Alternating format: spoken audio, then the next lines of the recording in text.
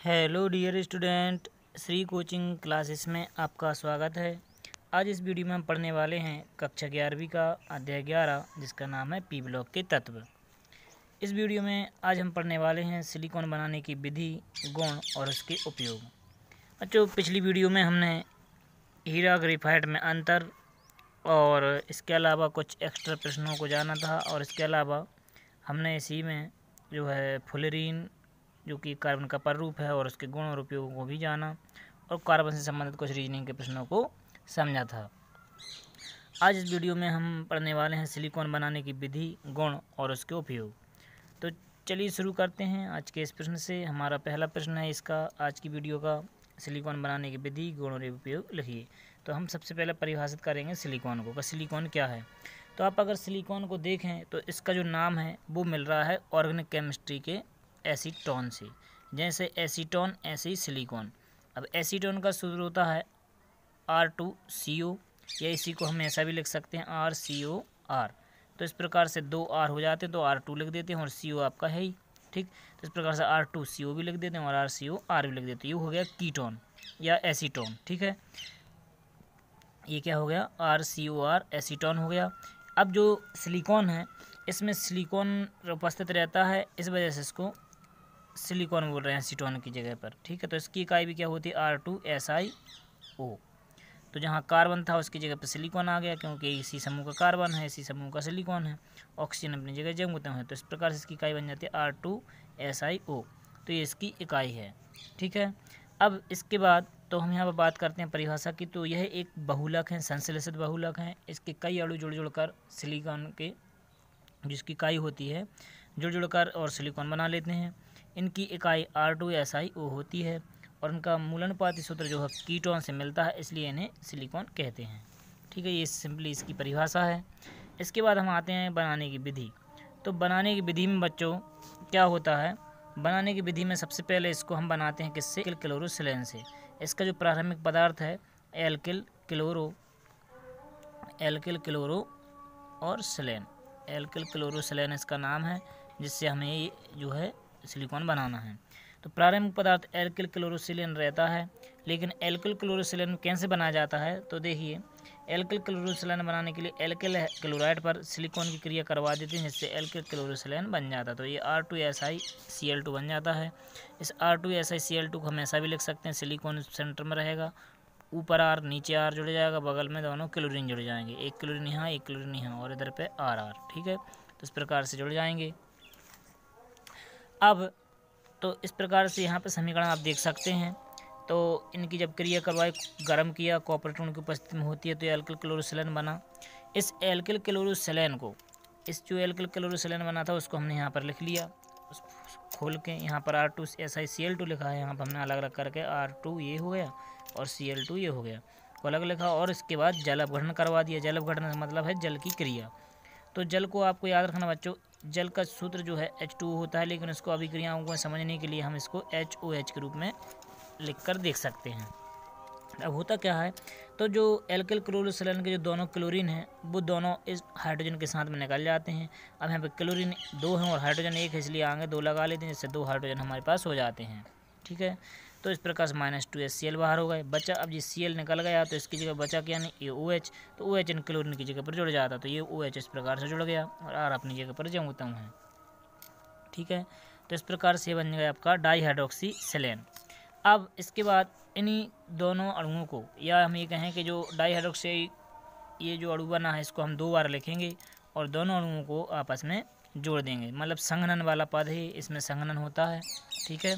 जब दोनों अणु जुड़ेंगे तो देखिए ये दोनों अणु को हमने 2 बार लिखा, एक बार ये और एक बार ये। लेकिन अब दोनों में से इसके एक हाइड्रोजन और यहाँ का OH, या फिर ये मान लीजिए ये OH तो ये इसका एक हाइड्रोजन, दोनों क्रिया करके क्या बन जाते हैं? H2O बन जाते हैं और निकल जाता है। हमारे पास बचता है सिर्फ एक ऑक्सीजन बीच में, तो इस प्रकार से इस ऑक्सीजन से सिलिकॉन जुड़ जाता है। तो ये देखिए SiO बंद बन गया, जिसको हम क्या बोलते हैं? इस पूरे यौगिक को सिलिकॉन। और ऐसे बच्चों बार बार अणु जुड़ते जाते हैं और इस प्रकार से एक सिलिकॉन का अणु बन जाता है। ये बहुलक है क्योंकि बहुत सारी इकाइयाँ जुड़ जुड़कर इसको बनाती हैं, ठीक है। अब हम आते हैं और बात करते हैं कि सिलिकॉन के रासायनिक गुण क्या होते हैं या गुण क्या हैं। तो तो यह रासायनिक रूप से अक्रिय है और जल के प्रति प्रतिकर्षी होता है, मतलब ये वाटर प्रूफ की तरह काम करता है और यह ऊष्मा और विद्युत का भी कुचालक होता है। ठीक है, अब इसके गुण इतने ही हैं। इसके बाद हम आते हैं उपयोग पर। तो सिलिकॉन के क्या उपयोग हैं वो देखिए। तो इसका उपयोग विद्युत के कुचालक के रूप में होता है और मशीनों के में जो है स्नेहक के रूप में भी इसका उपयोग करते हैं। पेंट वार्निश जो पुताई के काम में आते हैं उनको वो बनाने में भी इसका उपयोग किया जाता है। रक्षात्मक अस्तर चढ़ाने में जो कपड़े होते हैं, वाटर प्रूफ कपड़े, जलरोधी कपड़े, उनको बनाने में इसका किया जाता है उपयोग। जलरोधी और कागज़ बनाने में इनका उपयोग किया जाता है।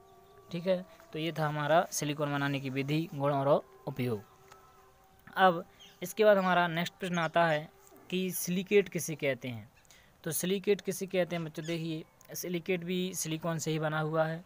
सिलिकेट इसमें लगा, ध्यान रखना, वो सिलिकॉन था और ये सिलिकेट है। सिलिकेट जल और धातुओं के संयोग से बने पदार्थ सिलिकेट कहलाते हैं। किस किस से? जल और जो धातुएं होती हैं उनसे जो पदार्थ बनता है उसे हम क्या कहते हैं? सिलिकेट कहते हैं।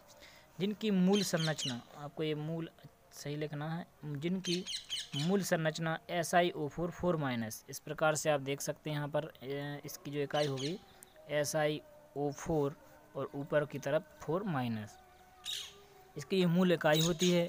इन्हीं इसकी बार बार रिपीटेशन से जो है सिलिकेट बनते हैं। सिलिकेट में सिलिकॉन परमाणु sp3 संकृत अवस्था में होता है। ठीक है, सिलिकॉन परमाणु कौन सी अवस्था में रहता है? sp3, मतलब इसमें 4 इलेक्ट्रॉन जो है इस प्रकार से बंधन विभाग ले रहे हैं और चारों के चारों जो है इलेक्ट्रॉन इसके बंधे हुए रहते हैं, संक्रमण में भाग लेते हैं। तो इस वजह से सिलिकॉन की चारों संयोजकताएं ऑक्सीजन से संतुष्ट रहती हैं, क्योंकि O4 है मतलब ऑक्सीजन 4 है। ठीक है, इस प्रकार से वो संतुलित रहता है।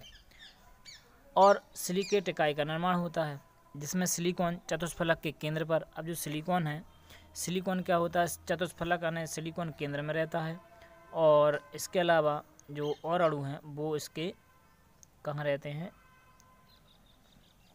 इस प्रकार से शीर्षों पर रहते हैं। बाकी जो ऑक्सीजन परमाणु हैं, सिलिकॉन का जो चतुष्फलक अणु होता है उसके शीर्ष पर जो है ऑक्सीजन परमाणु उपस्थित होते हैं और सेंटर में, बीच में यानी केंद्र में सिलिकॉन होता है। तो जिसमें सिलिकॉन चतुष्फलक के केंद्र पर और ऑक्सीजन परमाणु समचतुष्फलक के चारों शीर्षों पर उपस्थित रहते हैं। तो आप इसका चित्र देख सकते हैं इस प्रकार से। यह चित्र आपको बनाना है, इसको हम बोलते हैं चतुष्फलक। ठीक है, अब ये कितने प्रकार के होते हैं तो बात करते हैं इनके प्रकारों की। तो ये बच्चों निम्न प्रकार के होते हैं। एक होता है आर्थोसिलिकेट, जिसका सूत्र ये दिया हुआ है जो हम अभी बात कर रहे थे, SiO4 4-। दूसरा होता है पायरोसिलिकेट, जिसका सूत्र है Si2O7 6-। और तीसरा है चक्रीय सिलिकेट, जिसका सूत्र है SiO3 2N- और होल के ऊपर फिर N। फिर शीट सिलिकेट, जिसको हम बोल सकते हैं चादर सिलिकेट। चादर सिलिकेट का सूत्र है Si2O5 2N- और होल में N। इसके बाद श्रृंखला सिलिकेट और त्रिविमीय सिलिकेट आते हैं। तो ये इस प्रकार से 6 प्रकार हैं इसके।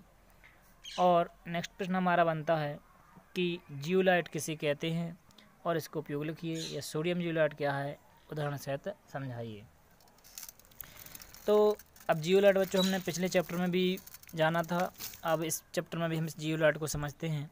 तो जियोलाइट एक प्रकार के बच्चों क्या है? मधुमक्खी के छत्ते के समान की आकृति होती है और एक प्रकार के जटिल सिलिकेट हैं। सिलिकॉनों से मिलकर बने हैं। इनका जो सामान्य सूत्र है वो है M2Al2Si2O8.XH2O। ठीक है, यह सोडियम और एल्युमिनियम के सिलिकॉनों का मिश्रण होता है। इसमें सोडियम के भी सिलिकेट होते हैं और एल्युमिनियम के भी सिलिकेट होते हैं। ठीक है, जब इसमें सोडियम होता है उपस्थित तो इसको बोलते हैं सोडियम जियोलाइट। जहाँ M लिखा है, M एक संयोजी धातु है। यहाँ पर अगर सोडियम को लेते हैं तो ये हो जाता है सोडियम सिलिकेट, या सॉरी इसको बोल सकते हैं सोडियम जियोलाइट। अब यहाँ M एक धातु है, इसमें कुछ सिलिकॉन आयन एल्युमिनियम द्वारा प्रतिस्थापित रहते हैं, मतलब सिलिकॉन को एल्युमिनियम द्वारा प्रतिस्थापित कर दिया जाता है। अब चूंकि सिलिकॉन के ऊपर 4+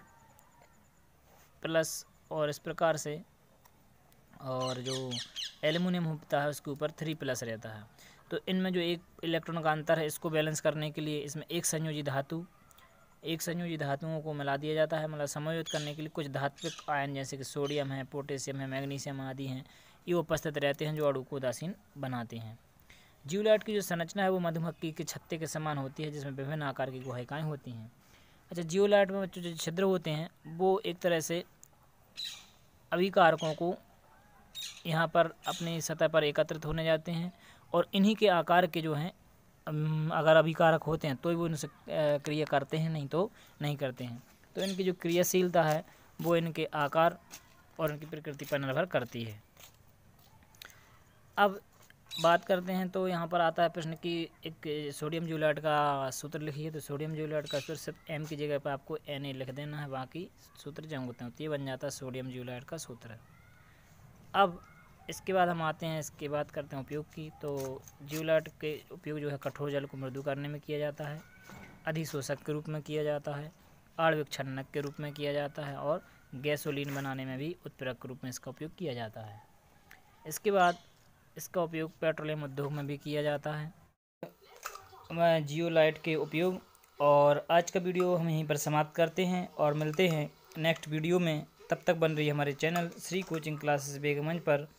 और यदि आप चैनल पर नए हैं तो चैनल को सब्सक्राइब ज़रूर कर लें और बेल आइकन को प्रेस करें, जिससे आपको समय से नोटिफिकेशन मिलें। और इस वीडियो को आप ज़्यादा से ज़्यादा शेयर करें, जिससे ज़्यादा से ज़्यादा छात्रों को इसका लाभ प्राप्त हो सके। धन्यवाद।